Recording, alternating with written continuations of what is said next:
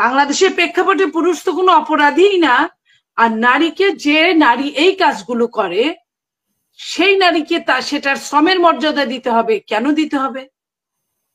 এটা আমার কাছে খুব ভালো ঠেকেনি। আপনি একজন নারী, আমি একজন নারী, তাও বলতে আমার লজ্জায় লাগছে। সে 3টা আসনে নির্বাচন করে একটা নারী, কিন্তু ওই সংরক্ষিত কমিশনার হিসেবেই থাকে। তার জন্য কোনো বিল নাই, সে কোনো কম্বল পায় না, লুটা বদনা কিছুই পায় না যে কাউকে জনগণকে দিবে। ওই পুরুষ কমিশনারটা যদি তাকে দয়া দাক্ষিণ্য করে কিছু দেয় সেটা সে দিতে পারে, নইলে নাই। তাহলে এই ধরনের আপনার ডেভেলপমেন্ট দিয়ে কি করব, যে ডেভেলপমেন্ট আমার হৃদয়কে ছুঁইতে পারবে না। এত শর্টকাট ব্যবসা পেলে কেউ কষ্ট করে ব্যবসা করতে চায় না, যে কারণে 8 মাসে 26টা দল হয়েছে। আপনি বলেন, এই দলগুলো নাম সর্বস্ব দল, এই দলগুলো কি ফিউচারে কিছু করতে পেরেছে? এর আগেও হয়েছে 46টা 47টা দল নিবন্ধন পেয়েছে, প্রায় 80-90টার মতো দল বাংলাদেশে আছে। এরা কোন কাজে লেগেছে? সরকার প্রথম দিন থেকেই কোনো বিচার করে নাই, কাউকে অ্যারেস্ট করে নাই, ওরকম ধরপাকড় করে না। আপনি খেয়াল করেন, ডেভিল হান্ট বলে সরকার যেটা সৈনিকদের মাধ্যমে বানানোর চেষ্টা করেছে, সেই সৈনিকরা ডেভিল হান্টে আপনার নাতিপুতি, ডেভিলদের নাতিপুতিদের অ্যারেস্ট করেছে কিছু লোক দেখানোর জন্য। মেন ডেভিলদের কিন্তু কেউ অ্যারেস্ট করে না, অথচ মেন ডেভিলদের ঢাকাতেই লুকায় আছে, আপনার গোপালগঞ্জে লুকায় আছে, ফরিদপুরে লুকায় আছে, এবং অনেকেই দেশের বাইরে চলে গেছে। এখন উল্টা তারা দেশের বাইরে যাওয়ার জন্য সহযোগিতা করেছে। এই যে সহযোগিতাটা করা, এবং আজ পর্যন্ত তাদের কোনো আমরা অর্থকারী আমরা ক্রোক করতে দেখি নাই, তাদের সম্পত্তি ক্রোক করতে দেখি নাই, তাদেরকে কোনো শাস্তির আওতায় আনা হয়েছে এরকম দেখা যায় না, কয়েকজন মন্ত্রী ছাড়া। শোনা যায়, কথিত আছে যে মন্ত্রীরা অনেক অনেক বিশাল অঙ্কের অর্থ দিতে অরাজি ছিল, তাদেরকে জেলে যেতে হয়েছে। যারা বিশাল বিশাল, আমরা তো এমনও দেখেছি অনেকে অ্যারেস্ট হয়েছে এয়ারপোর্ট থেকে, পরে দেখি যে সে বিদেশ চলে গেছে, টেলিভিশন গুলোয় দেখাইছে সে অ্যারেস্টেড, বাট তারপরেই দেখি 2 দিন পরে দেখি সে বিদেশে ঘোরাঘুরি করছে, মার্কেটে শপিং করছে, বিভিন্ন জায়গায় যাচ্ছে, মিটিং করছে, ইফতার পার্টি করছে, এইসব করছে। সো এই জায়গা থেকে বোঝা যায় যে সরকার আপনার আওয়ামী লীগের নিষিদ্ধকরণ চায় কিনা। এবং আরো জায়গা থেকে বোঝা যায়, যেটা আওয়ামী মানে এই যে সদ্য 2 দিন আগে 4 দিন আগে আপনার একজনকে উপদেষ্টা করেছে, সে একদম 100-তে 100%, মানে 1 পয়েন্টও না, 0.001 পয়েন্টও আপনার না যে আওয়ামী লীগ না, তাকে উপদেষ্টা বানিয়েছে, তাও কি পররাষ্ট্র সহকারী উপদেষ্টা বানিয়েছে। এই যে বানানোটা, এরকম অনেকগুলো আপনার এই উপদেষ্টা মন্ডলীর সদস্য আছে যারা প্রো আওয়ামী লীগের। তো এই প্রো আওয়ামী লীগের তাদের কেন বানিয়েছে? আপনি নিশ্চয়ই তাদের লাভ ছাড়া তো বানায় নাই। তাহলে আমি কি বলবো, এখনো সরকার চালাচ্ছে আওয়ামী লীগ, এখনো তাদেরকে যেহেতু আওয়ামী লীগ চালাচ্ছে, আপনার প্রশাসনে ডিসি এসপি থেকে শুরু করে সবাই প্রায় আওয়ামী লীগেরই বেশি। তাহলে আপনি তারপরে যদি বলেন যে বিএনপি কেন এটা করে নাই, বিএনপি কেন ওইটা করে নাই, বিএনপি কেন নিষিদ্ধ চায়, ইত্যাদি ইত্যাদি, কেন চায় না, ইত্যাদি ইত্যাদি, যাক না, প্রশাসন এটা করায় দেখা। সে যেটি মামলা হয়েছে, মামলার মেরিট অনুযায়ী যে মামলাটা মেরিটে ভালো থাকবে তা সে মামলার বিচার করুক তড়িৎ গতিতে।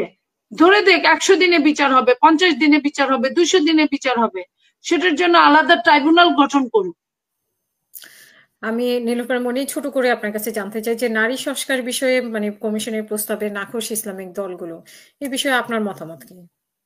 দেখেন, আমারও কিছু কিছু ব্যাপারে আমিও মনে করি যে নারী সংস্কার সবখানেই সবকিছু ঠিক না, কিছু ব্যাপারে আমার কাছে আমার খুব মানে ভালো লাগে নাই। যেমন ধরেন, পৃথিবীর সব জায়গায় আপনার নোংরাকে নোংরাই বলে, ডার্টিকে ডার্টি বলে। তো সেইখানে আপনার নারী আর পুরুষদেরও কিন্তু বিচার হয়। আপনি যে দেশটায় থাকেন সে দেশেও যদি কেউ নিষিদ্ধ পল্লীতে যায়, কোনো নোংরা কাজ করে কোনো পুরুষ তার স্ত্রী রেখে, তো তাকে কিন্তু আইনের আওতায় আনা হয়। হ্যাঁ, তাহলে সে অপরাধী। বাংলাদেশের প্রেক্ষাপটে পুরুষ তো কোনো অপরাধীই না। আর নারীকে, যে নারী এই কাজগুলো করে সেই নারীকে সেটার শ্রমের মর্যাদা দিতে হবে। কেন দিতে হবে? এটা আমার কাছে খুব ভালো ঠেকেনি। আপনি একজন নারী, আমি একজন নারী, তাও বলতে আমার লজ্জায় লাগছে। আমি আর চেয়ে বেশি বলতে চাই না। 2 নাম্বার, আপনার আরো যেটা খারাপ লেগেছে এটাও, যে এটা হলো যে 300 সংরক্ষিত আসনের এমপি নারীরা, 300 সাধারণ পুরুষের এমপি থেকে আবার 300 সংরক্ষিত নারী আসন, নারীরা যদি নির্বাচনই করে প্রত্যেকটা আসনে সমান ভোটে, তাহলে তার নামের সঙ্গে কেন সংরক্ষিত থাকবে? কারণ আপনার একটা যখন স্বাধীন হয়েছে, বাংলাদেশ হয়েছে, তখন এই দেশে নারীরা পশ্চাৎপদ ছিল, নারীদের শিক্ষার হার ছিল না, নারীরা বাইরে কাজ করতো না, এক পুরুষের কাজে সংসার চলতো, তাতে সংসারের অবস্থাও ভালো ছিল না। তখন নারীদেরকে সামনের দিকে আনার জন্য সংরক্ষিতটা এটা তখন যুক্তিযুক্ত ছিল। পরবর্তীতে সংখ্যা বাড়ানো হয়েছে, সেটাও যুক্তিযুক্ত ছিল। কিন্তু আমরা যখন আজকে কথা বলছি, দেখেন 2 জন নারী একটা টকশো করছি, 2 জন নারী লেখাপড়া শেষ প্রান্ত পর্যন্ত আমরা চেষ্টা করেছি পড়ার, 2 জন নারী আমরা যেখানে পড়েছি সেখানে পুরুষ আর নারী প্রায় সমান সমান।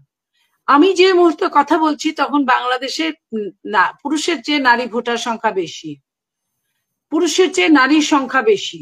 সেইখানে নারী এবং পুরুষ যেখানে এখন কাঁধে কাঁধ মিলিয়ে কাজ করে, সেইখানে আপনার নারী কেন তারপরে ভোট নেওয়ার পরও সংরক্ষিত থাকবে?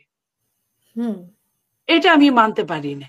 আমি দেখেন যে কোটা বিরোধী আন্দোলন, আমি নারী হয়ে নারীদের পক্ষ থেকে বা নারীদেরকে আমি স্যালুট করি যে কোটা আন্দোলনে, যেটা নিয়ে একটা সরকার পতন হয়ে গেল, সেইখানে কোটার মধ্যে নারীরা কিন্তু নারীদের কোটা থাকবে কি থাকবে না এটার জন্য কোনো আন্দোলন করে নাই, কারণ নারী স্বাবলম্বী, নারী নিজেকে মনে করেছে।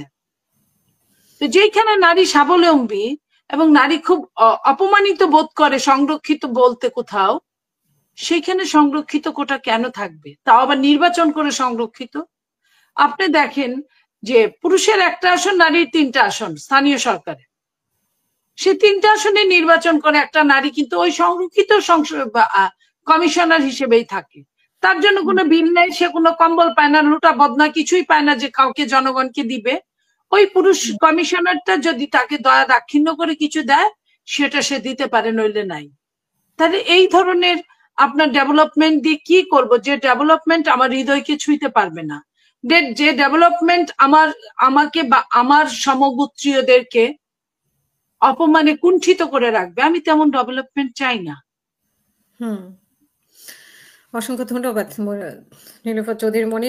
ছোট করে একটু শুনতে চাই যে 8 মাসে 26টি দল কেন আসলে, মানে এত দ্রুত দল গজাচ্ছে কেন? রাজনীতি কি মানে খুব রাজনীতি করলেই কি যাচ্ছে না আপনার?